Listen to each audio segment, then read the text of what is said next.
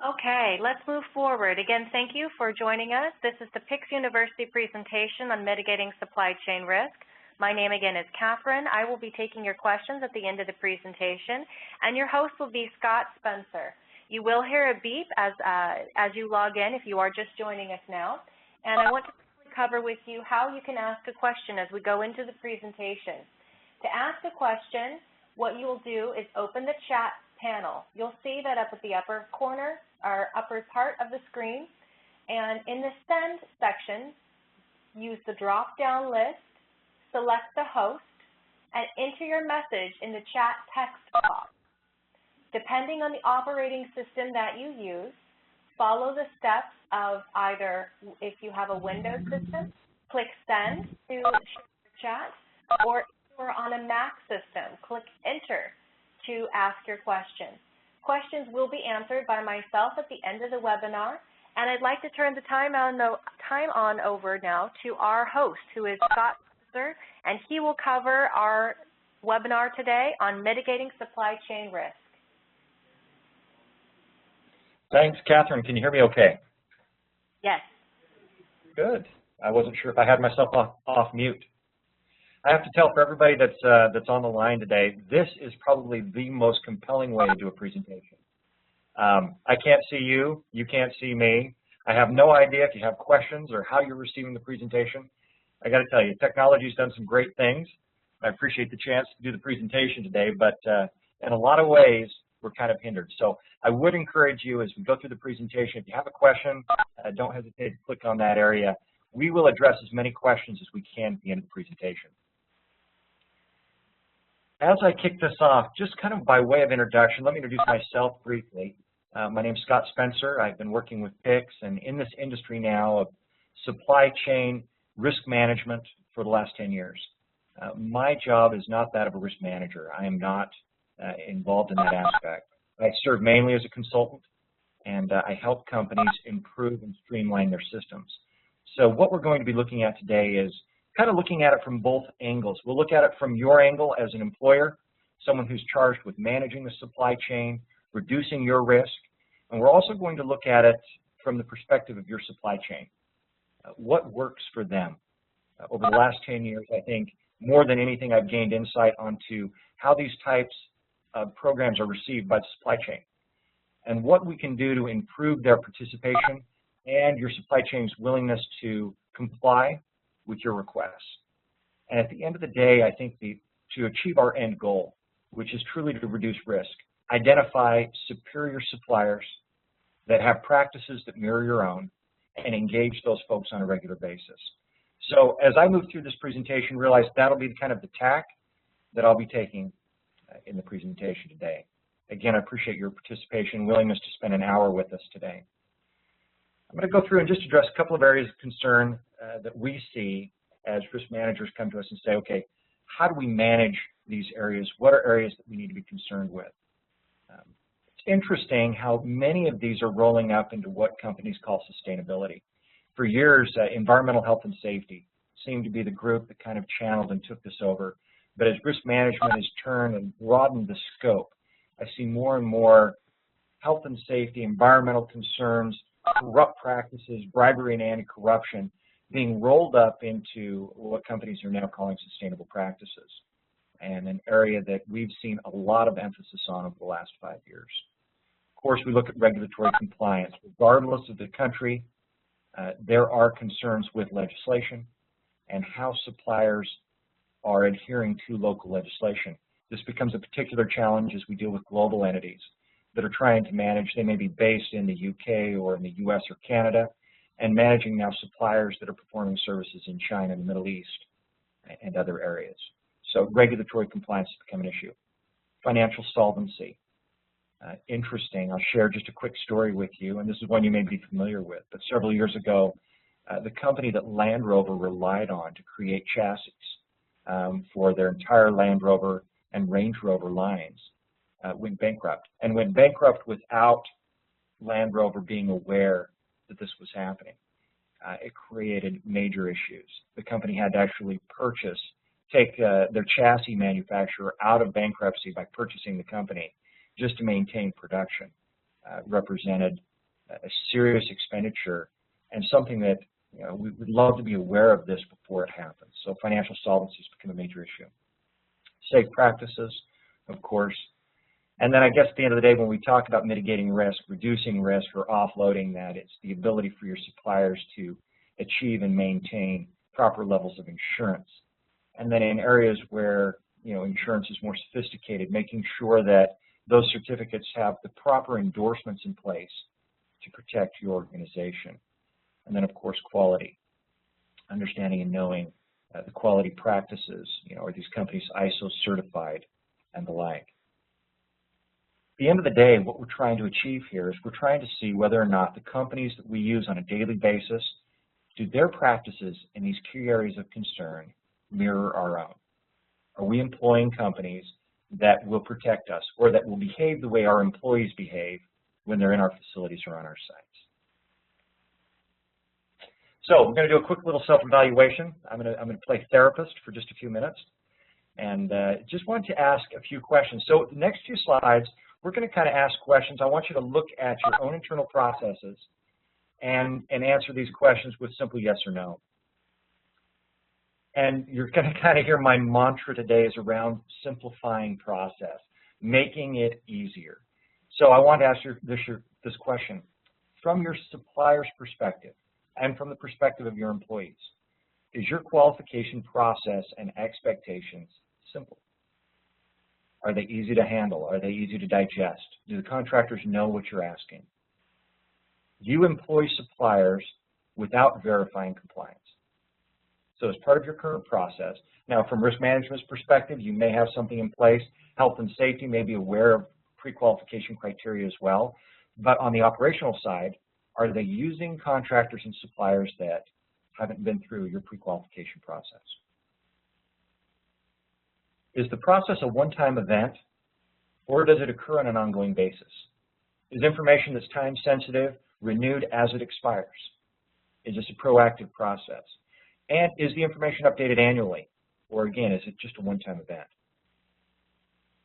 Is your qualification process achieving your end result, your end goal? And really for most of my companies, it's improving the performance on the site, preventing incidents, and I'll take it a step further, reducing your risk. So are we seeing less risky activities? Are we seeing better performance from companies that may impact your bottom line? And what does your current process tell your suppliers about your company? Okay, I'm going to spin it around here for just a second and look at it from a supplier's perspective. Over the years, I've probably interviewed tens of thousands of contractors and suppliers that go through these processes every day. I find it interesting. Most of them say, Scott, we go through this exhaustive process. We spend hours, sometimes weeks, giving them the information they need, only to see them put it in a filing cabinet, never to be referenced again. What does that tell them about your process? Is this something where we are truly trying to improve the risk culture, the risk environment on our sites and in our companies, or is this simply a process that we have to go through so that we can tick a box? I'm going to cover three challenges that I see on a very regular basis as I consult with global companies on supply chain management and risk mitigation. First challenge is just getting the supplier's information. How are we gathering it currently? And that's my first question is, how do you currently get data from your supply chain? For most of my clients, it's through a survey, it's through a questionnaire. The question is going to be then, how many of your suppliers want to participate? How many of them are engaged in this? What percentage would you say of your supply chain responds to your request for information from either an online or a survey? Are you getting the information you need? I'm surprised so often at how many different divisions or organizations within your group touch the supply chain. So whether it's environmental health and safety, risk management, legal, operations, are they getting the information they need to make the right decisions? And then, of course, we've already touched on this. How often is it updated? I want to talk for just a minute about questionnaire bias. So as you think and evaluate kind of what you're doing right now on your questionnaires, what type of data and questions you're asking, I want you to think about it this way for just a minute. And again, based on supplier feedback, if it's got, how are we supposed to answer these questions? For instance, you ask a question like, do you have a sustainability program? Does your company comply with anti-bribery and corruption law? You know, these are questions you're asking suppliers, and the answers to those questions are going to dictate whether or not you hire them. So what's interesting is if it's been a discussion or a topic, then I may say yes. So yeah, well, at one point in time, we did discuss sustainability or discussed how it impacts our company. So I'm going to say, yep, we've got a plan. We're thinking about it. Does that really tell you what you need to know? And how do we eliminate bias from the questions that we're asking, with those contractors and suppliers knowing that their answers dictate whether or not we're going to hire them? Question number 2, how are we using the data? Within your organization, do people that interact with your supply chain know where the information resides? Is it stored in an intranet or in a location where it is easily accessible? So often I interact with maintenance, I interact with engineering and other organizations that say, I kind of feel like I'm on an island. I know maybe something occurs, but at the end of the day, I don't know who's qualified, who isn't. Who represents a lower risk to my organization and who doesn't? So that's just a great question. I just want you to consider this. We'll talk solutions here in just a couple of minutes. Are the results to your evaluations accessible to your entire organization? And I'm going to ask this question, how does your current process benefit the supplier? Time and time again, and over the last 10 years at PICS, we've paid our tuition. We realized early on that there has to be more in this process for the supplier than simply being able to do business with your organization. So what do we offer them? What is the light at the end of the tunnel for the suppliers as they get you the information that you're requesting and that you need? I'm going to stop and step back for just a minute and share again now a supplier perspective on this. Most of the time, I'd say 90% of your quality suppliers, those that aren't borderline bankrupt, you know, they're financially solvent, they properly train employees, they've got good programs that they adhere to throughout the organization, they are very disposed to giving you this information. In fact, they want this information to be a competitive differentiator between themselves and their competitors.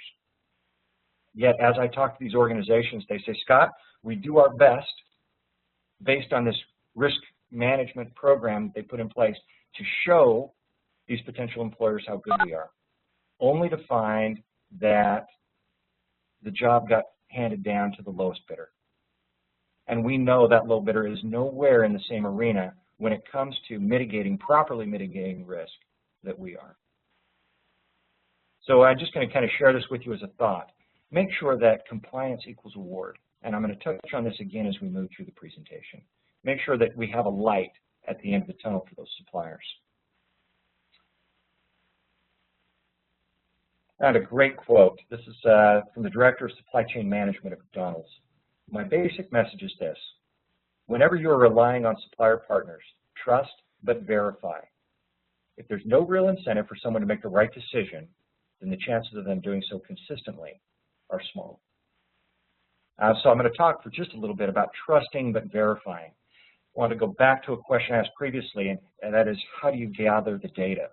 How are you evaluating the performance of your suppliers? And many times we have to take it on faith that they're answering these questions the right way, that we're getting the right information. But where and when can we verify and make sure that the answers they're supplying are accurate? We'll talk for a minute about lagging and leading indicators, and then just share with you how we can verify both lagging and leading indicators for the organizations that you're evaluating. From a lagging perspective, now this was going to be their financial performance, claims histories, items like that. There are several public and private databases available throughout North America that can provide us with good information. Again, if I'm talking about quality, there's ISO audits, there's performance audits that are done on a very regular basis. We can gather supporting documentation from third parties that validate whether or not our suppliers have completed these key programs. But leading indicators, at the end of the day, I want to know what these companies are going to do going forward. Some of that can be measured from how they performed in the past. But really, we need to look at what are they doing today to improve their performance going forward. You know, if you look at like an experience modification rate in the U.S., if you're in Canada, an experience rating, it's based on a history of claims. We're looking at 3+ years of history. What does that tell us about what their claims are going to be next year? What measures have they put in place to improve their performance as they go forward, or if they're a superior performer, to maintain that performance? So we're going to spend just a few minutes now talking about solutions. What can we do to improve, and where can we help? So let's go back to that first challenge. The first challenge we stated was around that of gathering your supplier's data, pulling that all into one location. First thing I want you to address, and I do this every time I sit down and evaluate either a questionnaire or data that's being requested by my clients, is what's the difference between what we need to know about our suppliers versus what's nice to have. And I find that 90% of the time when I go through questionnaires, 40 to 50% of what they're asking is simply nice to have. It's information that's not looked at by any of the key stakeholders. It's just information that you feel like you need to ask. So as you go through your questionnaire, and I love to help clients do this, let's evaluate how can we improve this experience for the supplier, and at the same time get the information that we've got to have, that information that we need to know. If I can trim that down, if I can pull the fat out of that questionnaire and really focus my suppliers on those 1 or 2 areas that I really need to have, then we'll get through it quicker and achieve higher levels of compliance. If you aren't going to use the data, then eliminate it from your qualification process.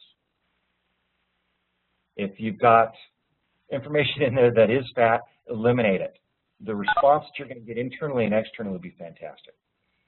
I like to keep this in mind. A questionnaire should take no more than 60 minutes to complete.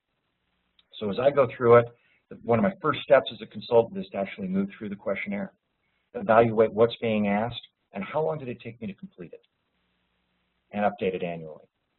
Again, the whole point here that we're driving toward is simplify and focus on what we need to know. Challenge number 2 is actual utilization of the supplier data. We find that it is critical that the information be centralized, that everyone within your organization that touches or interacts with the supply chain has access to this compliance information.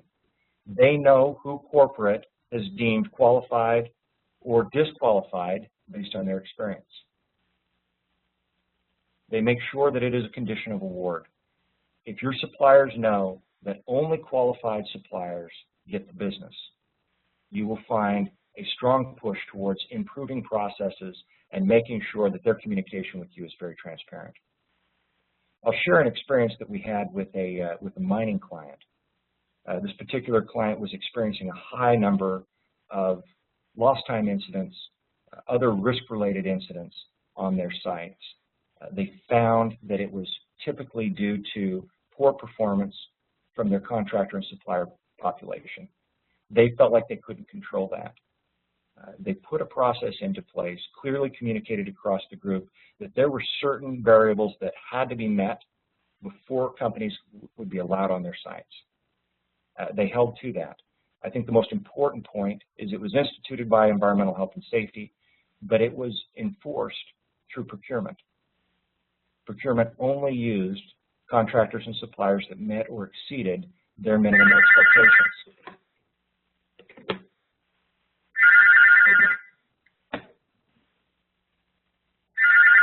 My apologies.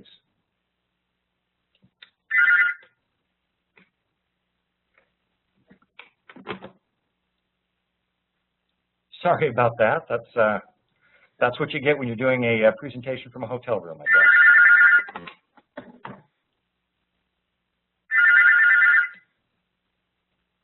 So make sure that it is a condition of award, and then we facilitate ongoing comment and review. And I think this is critical to the process. And again, my apologies for the technical difficulties there.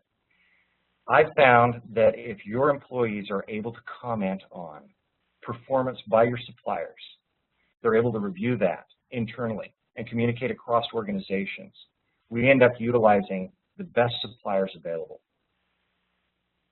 So make sure that this is, we talked about it earlier, not just being a one-time event, that if your employees and those that are interacting with your supply chain can comment on performance, can comment on quality, then we end up with a better, more subjective analysis and review for the contractors.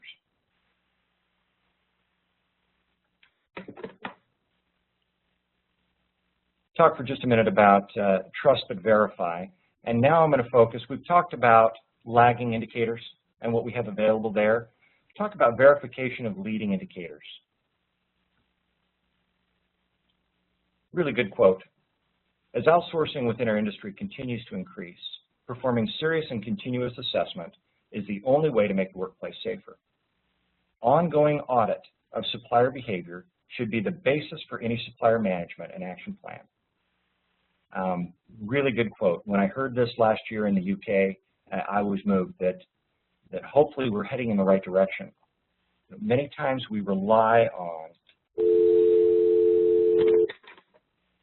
on paper-based questionnaires when really what we need is just a few minutes with our supplier. Each one of your organizations has professionals that are trained in quality, sustainability. These are folks that have spent years in these fields. What I find as I talk to your people in environmental health and safety and these other organizations, they say, Scott, within just a few minutes, asking a few key questions, I can determine whether or not these companies are serious about these areas that we find so critical. At PICS, we've found the same thing to be true. Over the last 10 years, our focus has been gathering those lagging indicators, but focusing on the leading indicators and performing audits in those key areas. The other thing I want to share, and now this is coming again from the supplier side, typically when we institute a program like this, internally and externally, so within your own employee base and for those contractors, they view this as an attempt to disqualify. A lot of fear, a lot of trepidation comes into place because they feel like, how is this going to impact my relationship? Is this going to disqualify me from doing business? I think it's critical that as we evaluate who we're interacting with, make sure your suppliers know that you're going to give them the tools they need to be successful. I find even the small companies, those small mom and pop organizations, one-man bands, they have the desire to do exactly what you need them to do. A lot of times they just need the education, they need the support. Team up with industry experts to help raise awareness and improve performance. Within our group, we find it critical that we give them the tools. So once we've identified a deficiency, say in a sustainability program, they're not adequately addressing areas of concern within their jurisdiction, to give them a sample, to give them an example of where they need to be, and then help them implement that into their program, not only allows them to meet your expectations, but improves their ability to meet other clients' expectations as well. When I talked earlier about this has to be more than a stick, there has to be a carrot, there has to be service behind the programs, this is exactly what I was talking about. It is allowing then your folks to educate and to enhance their performance. And this is key, transparency in your expectations. So often I'm approached by contractors and suppliers that want to work for you, and they say, I don't even know where to start. What are their expectations? What are their plans? So helping improve transparency within your organization is critical. I mentioned earlier that I was going to come back to this qualification equaling award. I'm going to talk a little bit about some recommendations we're going to make internally, so for your employee communication and external communication, that will help smooth this out and help emphasize to your internal folks that we need qualified folks. We need qualified suppliers that represent less risk to our organization. One is qualified suppliers get the business. If they're not qualified, they're not working for us. They're not coming on our site. They're not going to expose us to unnecessary risk. And now this is for your employees. Identify a process gatekeeper. Who's responsible to make sure it happens? Who is taking the information that's gathered by risk management and by environmental health and safety and communicating that to operations or maintenance or engineering or whomever is utilizing contractors to make sure that this occurs before they're engaged? You know, there's a lot of technology tools. I know there's a lot of major organizations on the line today that are using SAP and Oracle and other enterprise solutions to manage this from a procurement perspective across the board. Does it talk? So do you have the ability to integrate and talk across these enterprise solutions? Make sure there is a clear process for exceptions. A lot of times contractors or suppliers, they won't be able to step up and meet all of your criteria.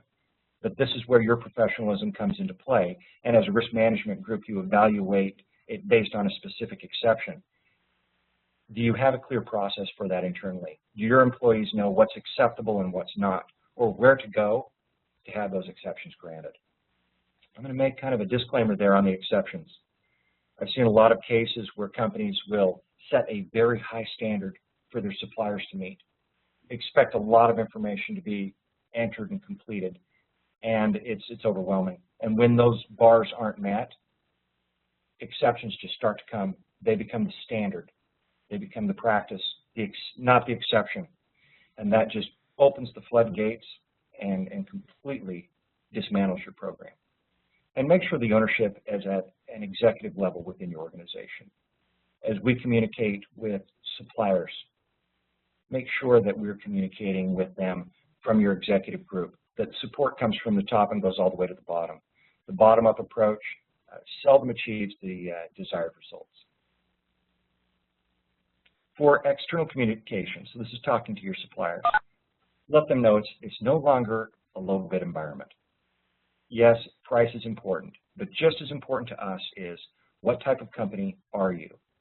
What steps do you take to expose my organization to the lowest amount of risk possible? Through transparency of communicating your requirements specifically, you now have a level playing field for all your suppliers. Them knowing that they're not going to lose out or lose an opportunity to a company that shouldn't even be bidding against them will improve morale and their desire to work with you long term. You talk a lot in procurement about leveraging relationships. In my opinion, the very best way to leverage and maximize relationships is to let those qualified quality suppliers know that there's going to be additional opportunities if they continue to perform at the levels they're performing at.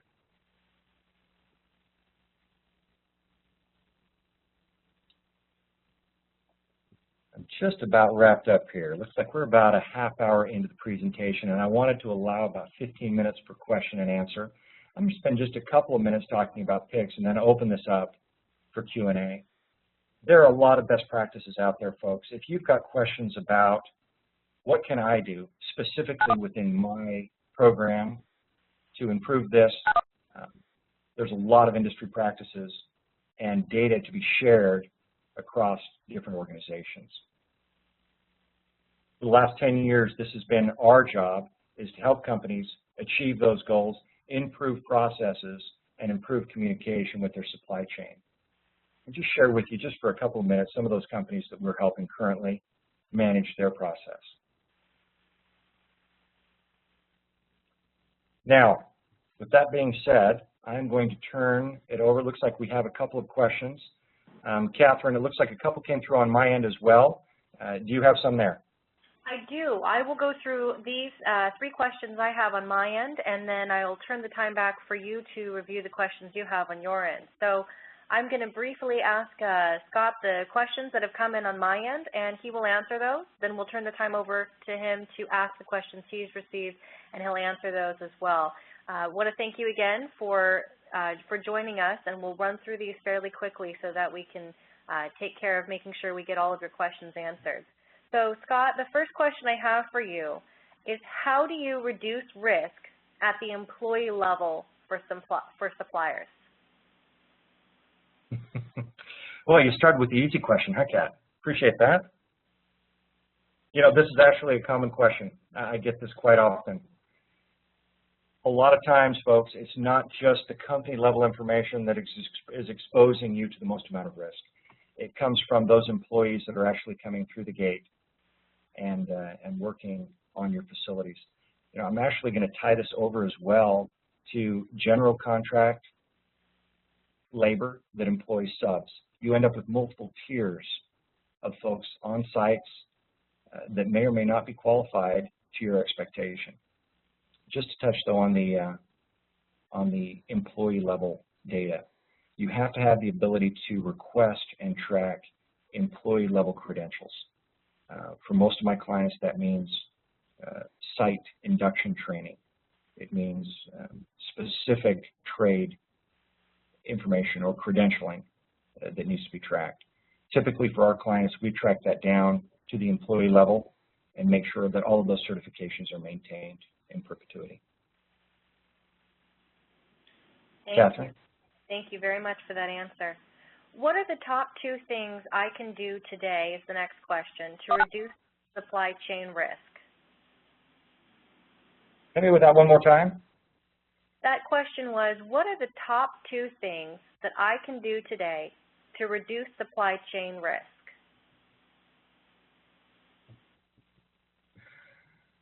That's a great question. I've got a list of about 5, so hold on a second, let me think of my top 2. You know, honestly, I really wanted to focus on my top one being today, Catherine, is just the focus on supplier engagement. How can I better get my suppliers to participate? So if I want to truly reduce risk, I've got to get higher levels of participation. I find most of my clients hover around 40 to 50% participation from their supply chain. You really have to improve participation and in turn improve compliance to reduce that risk. The other thing I would say is identify a smaller number of key areas to focus on.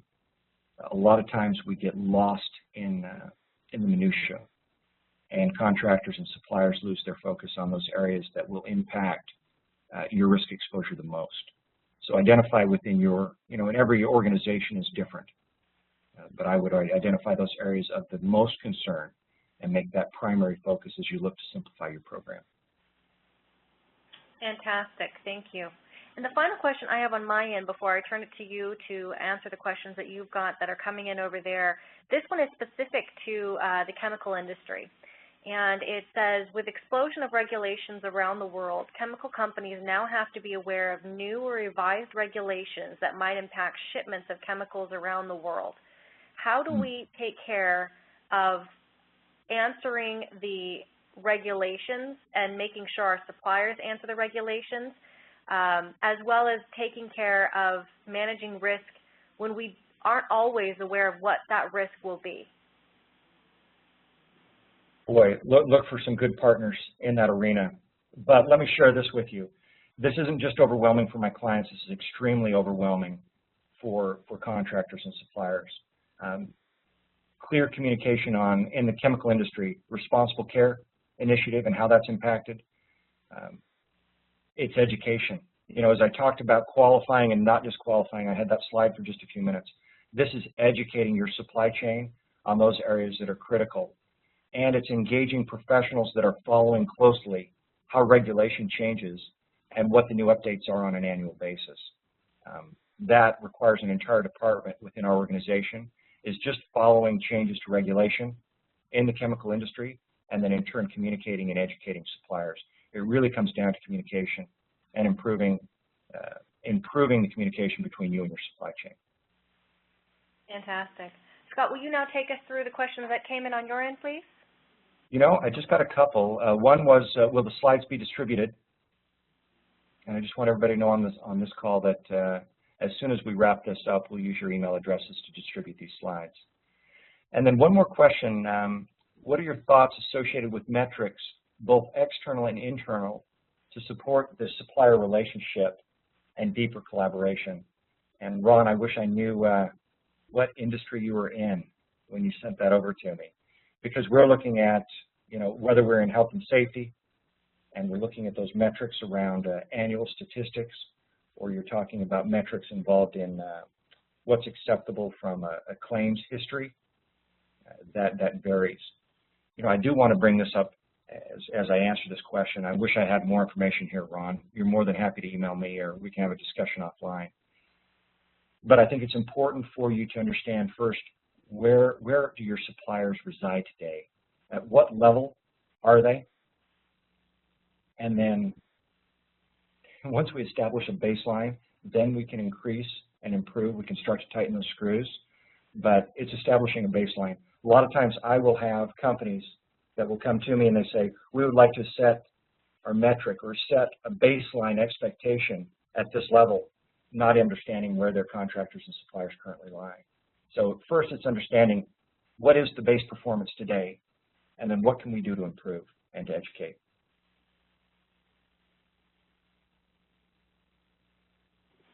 Got another question that just popped through. It says, so there's a supplier that provides a good product that has bad risk practices. Does the company invest financially to ensure that your products remain quality you desire? Boy, James, that's a great question.